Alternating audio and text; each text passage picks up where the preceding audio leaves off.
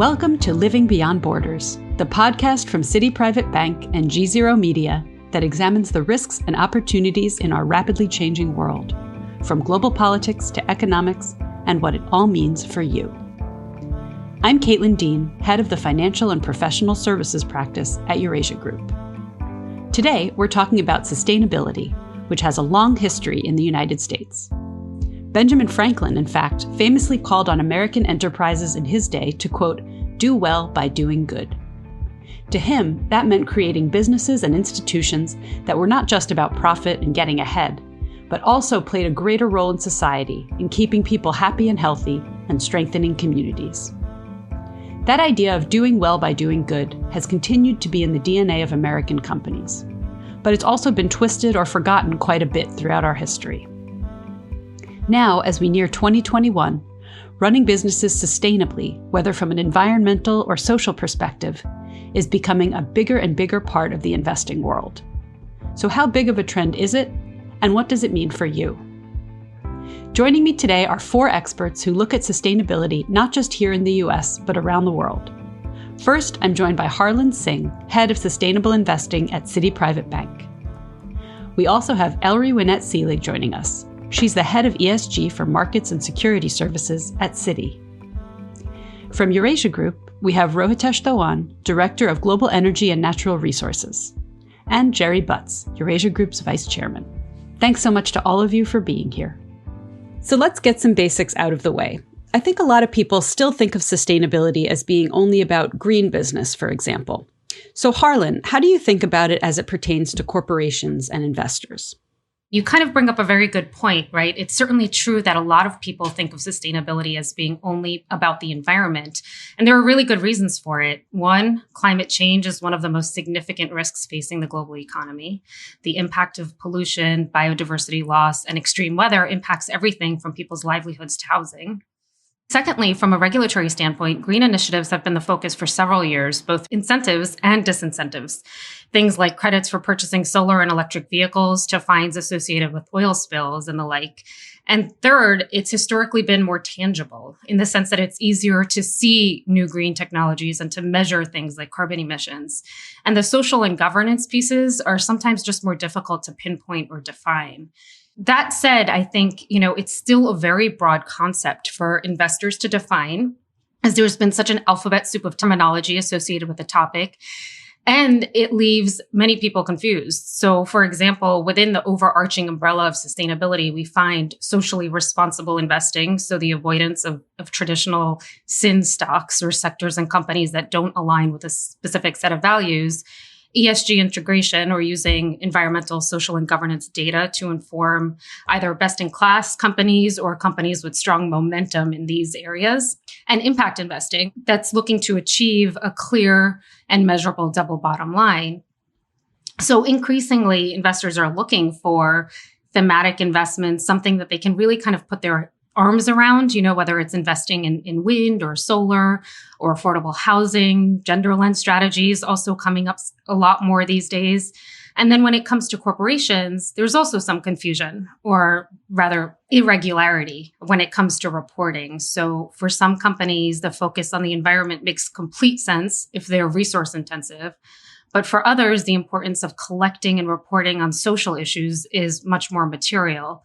So as we see the landscape evolve, I think organizations such as the Sustainability Accounting Standards Board, or SASB, will play a significant role in helping companies identify what it means to be sustainable and then measuring against those issues.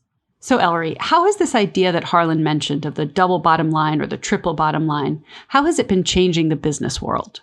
So I think what we've seen over the last, 3 years, and it's certainly been accelerated by the pandemic, is really a new business imperative. And it's about purpose. Importantly, the consideration of ESG and the desire to deploy capital to affect change is increasingly integrated into the DNA of the companies, of the investors, of the asset managers. Sustainability is becoming core to the business strategy. So when we talk about double bottom line or dual return, what we really mean is a financial return as well as a societal good. And this interest in dual return has really accelerated the sustainability initiatives for corporates and the investment products that are available to investors. To be fair, in terms of capital deployment, we're still at very early stages in this next generation of ESG or socially responsible investing. ESG 1.0 or phase 1 was really very much focused on ESG risks. So things like climate change. And the strategies that were used were pretty simple, like values alignment using exclusionary screens to exclude gambling and tobacco, those controversial activities. And a lot of it, quite frankly, was about headlines management, having those big announcements. But investors and asset managers have become increasingly sophisticated. And we also have seen through the pandemic is that sustainability can be a core driver of value. So dual return strategies and investment products have emerged from this increasing level of sophistication by the asset managers, as well as interest by the consumers and investors who want to align their purchases and investments with their values. At the same time, we have regulators who are recognizing the systemic risk that's embedded in the financial system. And to be completely fair, we have a lot of corporates who, independent of all of those other drivers, are really embracing the concept of stakeholder returns rather than shareholder returns. And Ro, how have you seen sustainable investing and sustainable companies become a bigger and bigger trend? And what's behind that cultural push? I find it quite extraordinary that although we've been talking a lot more about sustainable financing and sustainable companies of late, frankly, the concept has its roots well before that. I would argue that responsible investing is as old as investing itself. 18th century Quakers and Methodists laid out very clear guidelines to followers over the types of companies in which they should invest, as did other religious groups. And in modern times, what we found is that the concept's been more formalized as the mutual fund industry grew from the 1960s onwards, and that was linked primarily to the movement for civil rights. And then over the next 20 or 30 years, we had some really iconic incidents that crystallized the sustainable investing movement. I would highlight things like the Exxon Valdez oil disaster, or actually the tragic system of apartheid in my home country, South Africa. And post-financial crisis, the concerns around fairness in society and questions about inequality really gave additional momentum to sustainable investing until, of course, a realization about the climate crisis really accelerated the trend. So today, the value of global assets that apply ESG is estimated to be around $40 trillion. And that's about a third or more of global assets under management. If it sounds like a lot, it is. In the last 4 years, the assets under management with an ESG principle have doubled. And over the last 8 years, they've grown by 300%. So we have seen extraordinary growth in the whole area of sustainable finance. And to your second point, Caitlin, about what's behind this rise of sustainability thinking amongst corporations, once again, I think we can actually look back in history to understand the roots of it. And there are several instances where companies that are iconic today find themselves having grown from a philosophy of at least some concern for workers' rights in the case of many that were born out of the Industrial Revolution, or indeed of environmental concerns as far back as the early 1900s. Today, every single company really, certainly large companies, I would argue even mid-sized companies, have a position on sustainability. And Gerry, this is a trend that at least in the US has come really more from popular pressure and from companies rather than any sort of requirement by governments. Is it surprising that we're seeing a lag on the policy side?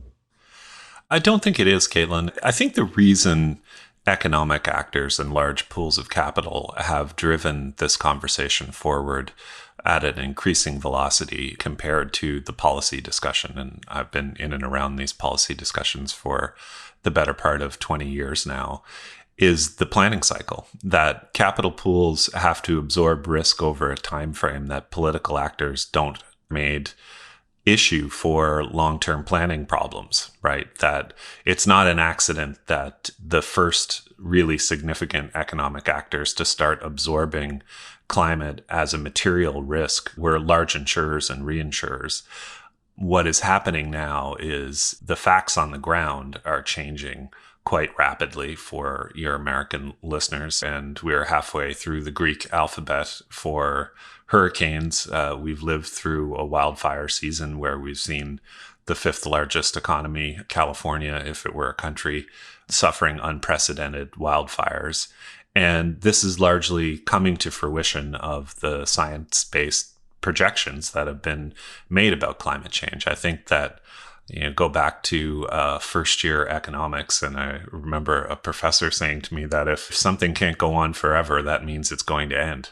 And we're feeling the effects of climate change in our daily lives now to the extent that it's become a salient political issue in local and national and international politics. And I think one of the most optimistic aspects of where we find ourselves in the development arc of the issue is that smart money has been ahead of the policy game. So, Elree, what are some examples of what we're specifically seeing corporations do? Really what they're focused on is adapting their business models to align with their sustainability objectives. And they're at varying stages of sophistication in terms of that. What they start with is simply by defining what they mean by sustainability and what they want to achieve, and then they're building a strategy around it.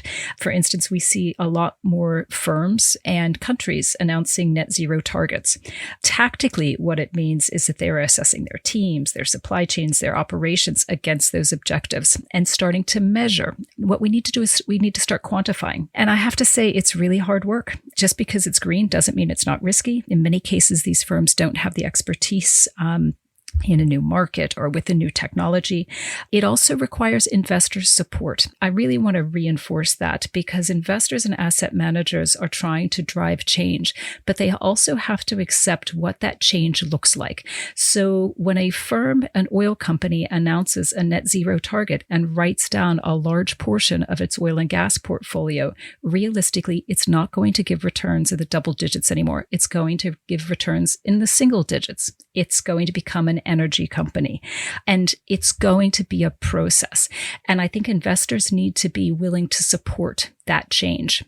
NGOs and civil society as well need to understand that it takes time to transition a business model and that we really need these larger firms to use their bandwidth, to use their sort of broad portfolio of cash flows, to use their scale around the world to be able to deliver these sustainable solutions. And Ro, why is this so important for companies? Is it just about the business case? Caitlin, Gerry has a wonderful saying that I'm going to use here. And he says, the main thing is to keep the main thing the main thing. And in this case, the main thing is the business case, which is that by being sustainable, companies can deliver better risk-adjusted returns than if they chose paths that were clearly unsustainable in the future. And so I think it is both absolutely correct and indeed desirable for anybody who cares about progress on sustainability that the business case for sustainability remains front and center of why and how companies act. But it's by no means the only reason why companies are taking the steps that we're seeing. There are several other areas where companies are responding to pressures and wanting to be more sustainable. Take employees to begin with. Just this year and in the past couple of years, we've seen several groups of employees in individual companies speak out that their firms weren't doing enough. And we've also heard of companies that 5 years ago would have been the top of any list for graduates to work at, finding it hard to attract people to work there. And the shorthand for why they're finding it hard is because people are saying, well, when I'm a grandmother or a grandfather, am I going to be proud about saying to my grandchildren, this is what I spent my career doing? And if they don't have a strong story to tell, it's very hard to get people to commit their careers to work for companies like that. Customers too, of course, there's evidence of them making choices in line with their environmental and sustainability beliefs. You've got companies like Patagonia, for instance, whose brand is tied to sustainability, and that's appealing for certainly a group of customers. I don't think we should oversell this either because the fast fashion industry, which is indeed responsible for quite significant environmental impacts, still exists and still grows. But there are certainly new business models that give customers a better product that's more aligned with their sustainability goals. And finally, I would say NGOs and civil society do certainly influence company actions. That's the whole range of NGO actions. You've got the more extreme and radical end of NGO actions in the form of public demonstrations, and in some cases, direct action against companies, and in other cases, softer pressure. So I think it's a combination of the business case as well as these other actors that companies are responding to. Now, there are, of course, both carrots and sticks in terms of motivations for sustainability. We have political pressure from the public and pressure from investors, but there's also government increasing some regulations. Gerry, we discussed how government can sometimes lag a bit behind the popular forces, but there are also some positive steps coming from government. So where do we stand with those? Well, I think in 2020, Caitlin, we've obviously been and understandably been preoccupied with the COVID-19 pandemic. But when the climate history of 2020 is written, it will have to include some monumental commitments by very significant governments. We now have, in particular, the government of the People's Republic of China. Xi Jinping's speech to the United Nations General Assembly this year is one of the most important policy announcements made in recent memory, committing China to peaking its emissions this decade and achieving net zero by 2060 or the middle of this century. Those are very significant things. And the governments of Japan, Korea, Canada, the European Union have all made similar announcements. Now, you can be cynical, and you should be a little bit cynical, or skeptical at least, about these announcements, that a lot of these governments are not going to make their Paris Agreement targets in 2030, so it's easier to kick the can down the road. But from an investment point of view and sort of political climate point of view, it's pretty clear which way the wind is blowing. And these are long-term efforts that are not going to be turned around easily. So I said earlier that the market can often perceive risk in a more robust way than political actors can. But once political actors do turn their governments around, they act with great force and they make changes that are very difficult to reverse. And Harlin, what kinds of regulations are having the biggest impact when it comes to sustainable investing? Yeah, so there have been many regulatory frameworks set forth over the last year or so, right? Europe, for the vast majority of time, has been an early adopter in sustainability, both in terms of investments and in terms of behavior. And they have proposed a set of regulations that are expected to come into effect in 2021. While some of it can be seen, is this kicking the can down the road to some extent, I certainly think that there's some regulatory alpha within these regulations, right? In the sense that they are offering frameworks for greater transparency for both asset managers as well as from companies. And they should lead to less, what we call greenwashing, or investments that claim they have some green attributes or sustainability attributes, but really don't meet a specific level of rigor. So I think about where the impacts coming from. The EU certainly leading the charge, and we're starting to see jurisdictions in Asia, Singapore, Australia, New Zealand kind of falling in line a bit here. And I think that'll lead the way the world thinks about it, right? From our standpoint, we're a global business. And so when the EU proposes regulations where we need to offer that level of transparency to our clients in the region, we think about this from a global standpoint, right? So we need to ensure that that level of transparency exists for all of our clients. And so I think that with the EU leading the charge here and creating this pretty strict set of regulations, we will see some of that regulatory alpha play out. If I can just add to that, Caitlin, I love that term, regulatory alpha. That should be a thing for sure. I think one of the most specific examples of the dynamic that we're talking about, where you have sort of attempts by existing regulatory infrastructure to absorb new risks, is the carbon border adjustment discussion going on in the European Union. If suddenly the price of carbon is set via trade agreements between regional trading blocks or bilaterally between countries, that's going to make a very big difference very quickly, because effectively it will end the old argument that the externalities involved in climate change are its main motor. It's what drives it, that the climate change causing pollutants that we emit through industrial processes are free, and therefore we have too much of them. That's sort of the basic logic of climate change. So it's going to be really interesting to see how the carbon border adjustment debate evolves in Europe and how quickly it gets absorbed into the international trading system. Elree, what about how companies have to report these investments? Harlin alluded to sometimes, companies can make promises that they don't necessarily fulfill. What are the metrics people are looking for to hold them accountable, and how reliable is that data? Yeah, of course, you can't have an ESG conversation or a sustainable investing conversation without talking about the data. And, the reality is it's not of a high quality, generally speaking. I mentioned that the investment structures and strategies that we used in ESG 1.0 were pretty simplistic. The data is as well. And investors have been really reliant on third-party ratings. But a few years in, a lot of investors have become a lot more sophisticated. They're looking for more granularity and context in that data.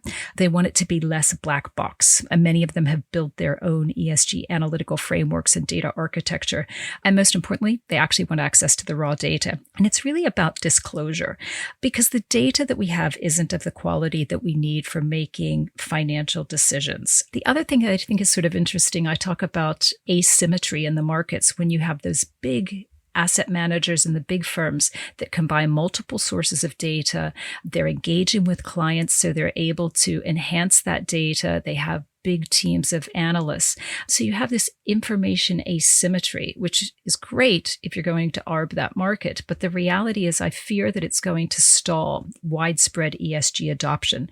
Getting back to that idea about dual return products that we spoke about at the beginning of the conversation, as we think about those dual returns, we also have to think about what we're measuring in terms of societal good and outcomes. So not just financial returns, but societal good. Corporates need to take it really seriously because they need to stay relevant to that investment universe that an asset manager uses to define their portfolio. In terms of metrics themselves, we look at them being quantitative, so science-based like greenhouse gas emissions, but we look at OPEX and CAPEX, we look at pay gaps, we look at team diversity, supply chain diversity, materiality. What we're starting to see more of is a focus on momentum. So what we're trying to do, many asset managers and others are trying to build up basically a time series of these material factors so that you can start sort of analyzing the momentum that a company has in becoming more sustainable or meeting their targets. So as we speak about regulations, that's also part of the broader relationship between government and companies when it comes to investing. So Ro, what are some of the broader political reasons for sustainable investment growing and the implications of that? Caitlin, there's a view that may sound cynical, but even if it is, I think it's true, which is that governments have been supporting, by and large, sustainable finance frameworks in order to outsource some of the most politically difficult decisions to building a sustainable society. And in that sense, you could see them essentially passing the buck onto the finance sector to force the change in society that comes with pretty significant political consequences to doing it yourself as a government. So for instance, it's really hard territory, and Gerry will have many war stories to tell about this, to impose an economy-wide carbon price, even though generally it's recognized that that's one of the best ways to move to a more sustainable society. So instead, you have companies and the financial sector that's having to use a combination of shadow pricing and own assumptions to try and make the same kind of decisions that a top-down carbon price may have allowed them to do with greater certainty. I think that interplay is part of the reason why we've seen so many individual companies and groups of companies in the form of business associations like the US Business Roundtable proactively call for a carbon price. And it may sound strange that you have some of the world's largest emitters asking governments to set a carbon price. But the reason for that is that a bottom-up patchwork of voluntary initiatives is really not a perfect replacement for a coordinated, comprehensive top-down framework. But recognizing those political constraints, investors and companies have gotten on with it. And as Gerry was saying, and Harlin mentioned too, they're not waiting for governments to make a move. They're doing it themselves. Now, the question becomes, We are still hurtling towards a climate crisis because it's been too little too late.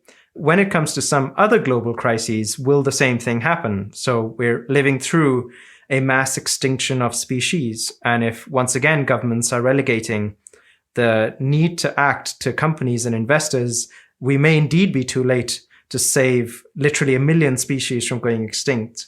Similarly, would we be too late to solve some of the issues on inequality such that they become baked into society and extremely hard to reverse? In those sorts of questions, I think bottom-up leadership from companies and investors is absolutely necessary, but often an imperfect substitute for top-down political leadership.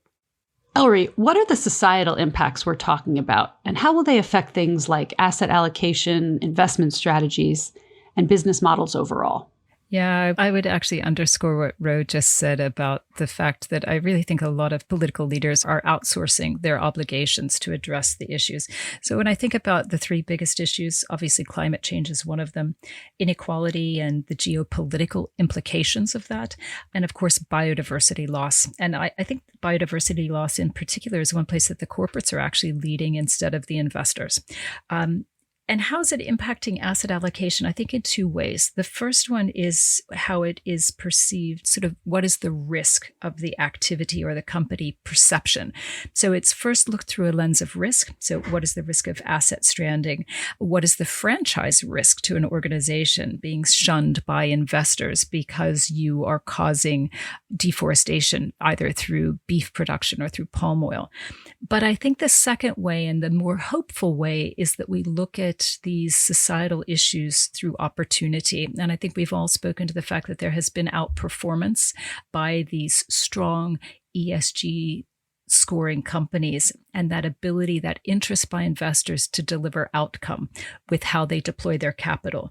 Both of those are really transforming business models. Harlin, how is social responsibility viewed differently outside the United States in different regions around the world?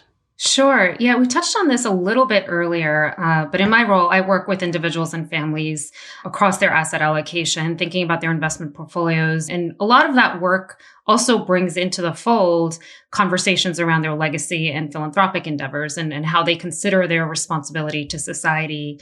And that's increasingly taking a part in conversations around investments globally. We're starting to see a significant pickup in interest from clients in Asia, in Latin America, and even in the US. And this conversation is really encompassing everything from that values alignment, but also, thinking about how companies not only would benefit from, lower levels of risk with higher ESG standards, but also those opportunities that Elree mentioned, right? In that double bottom line investing. And then, of course, the onset of COVID, right, has highlighted that, the social factors and the thought process from our clients to really think about how companies are impacting their supply chains, their employees, what they're doing to step in and really address the needs of all of their stakeholders. An area that we've been seeing a lot of interest in is looking for investments in minority-owned businesses and affordable housing, right? So I think that kind of desire to provide that bridge financing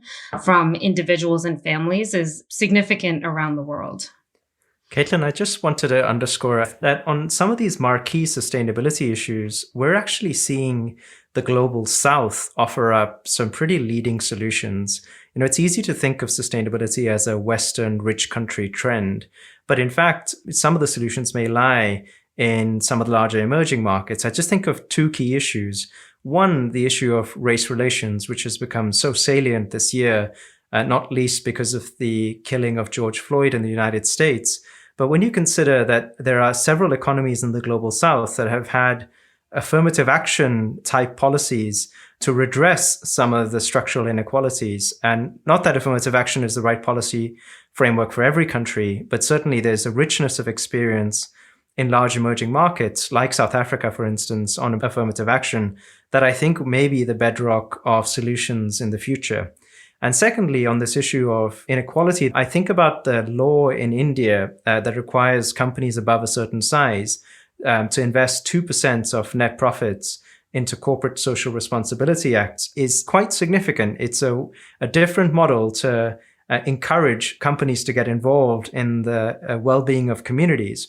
And of course, there are several examples of Indian companies that have been doing this and at rates even greater than 2% for several decades. But I suspect that that sort of policy measure becomes more commonplace in the years to come. And Harlin, you'd mentioned COVID, which is, of course, sort of top of mind for everyone now. Gerry, you had also brought that up sort of earlier in your comments, but it seems like, maybe everyone has been so panicked with COVID right now that it's hard to focus on other priorities. But that's also an example of why we need to invest in the right things for the future, for down the road. So would you like to follow up on your earlier comments at all, Gerry? Sure. I think the good news is that people can walk and chew gum at the same time. I think that in governments and in large companies and large investment houses around the world, that people are taking immediate measures to deal with the pandemic. But they're also keeping their eye on the long term. In the end, we're in this soup because of a very poor interaction between our species and other species, and the supply chains and economic models that have been set up that facilitate that kind of interaction. So in a sense, COVID is, you hear this all the time in climate policy circles, that COVID is climate at hyperspeed, but climate is a much larger problem. And I think it's encouraging that governments around the world have been keeping their eye on that ball in 2020 when they've had so much more to worry about. Harlin, let's talk a little bit more about the groups of people who are driving this change. Ro brought up how this isn't just a wealthy country phenomenon. And we point to women and millennials as often driving a lot of the change that we see in this area. Is that mostly the case, or is there a broader group or a broader coalition that's demanding action? I think this is a statistic that is broadly used, right? 90% of millennials and 85% of women care about investing this way. I think that is more of an issue with perhaps the survey or the way the question is asked rather than really highlighting what's truly the case. And I think really when we look across investor preference, it's pretty widespread, right? I would say those numbers hold true for our male clients as well. And I think investors across the board are thinking about these things, not just in terms of risk, but also opportunity, right? At the very least, I think for investors, I would say in the next 3 to 5 years, I would expect every investment decision maker to be taking these risks into account when making an investment decision, or they'd be foolish. But I do think that from an opportunity standpoint, also, the interest is broad and across demographics. If there's really one key point you'd like our listeners to take away from this today, what would it be? I think one real key point is that we'll continue to see investment opportunities in what we've called double bottom line investing or true impact investing, where investment dollars can be a catalytic source for environmental and social change. I know it's been overused, but I really think it sums up where we are today, which is that we've been conditioned to think about what the business case for sustainability is, essentially saying that we should be more sustainable because it helps the planet, it helps profits, and it helps people. I think actually where we're headed to in the future is the question's going to be, what is the sustainability case for business? In the sense that you cross a threshold beyond which, if an entity doesn't have sustainability at its core, its ability to operate in any respect is going to be significantly curtailed. So I think we're living through a shift where we're no longer going to have to make the case for sustainability. Instead, companies that think they can operate without this as a core operating principle are going to find it harder and harder to survive. I would just maybe add one thought to what Ro just summarized, and that is we're probably at the end of the beginning of a very large change in the economy where we're being forced by facts on the ground and all the dynamics we've been describing to absorb into our economic models things that have been external to them. And that has a big macro challenge associated with it. And it has a million micro challenges in separating good information from bad information and rethinking the way we think about, calculate, and absorb risk into the way we invest. Yeah, I think it behooves all of us to look at the risk that is embedded in our portfolios, analyze that, make sure that you're pricing the right return into it, and then figure out what you want to achieve. Figure out what you're going to contribute to the transition. Right now, we are at the early days, but you will find a product that meets your needs to give you that dual return that you might be looking for. Thank you all so much for some really insightful comments and a great discussion. Really appreciate you all joining today. Thanks so much. Thank you. Thank you, Caitlin. Thanks very much, everybody. That's it for this episode of Living Beyond Borders. Stay with us throughout the fall as we look at the biggest issues impacting your world and your money. Next time, looking ahead to 2021. I'm Caitlin Dean. Thanks for listening.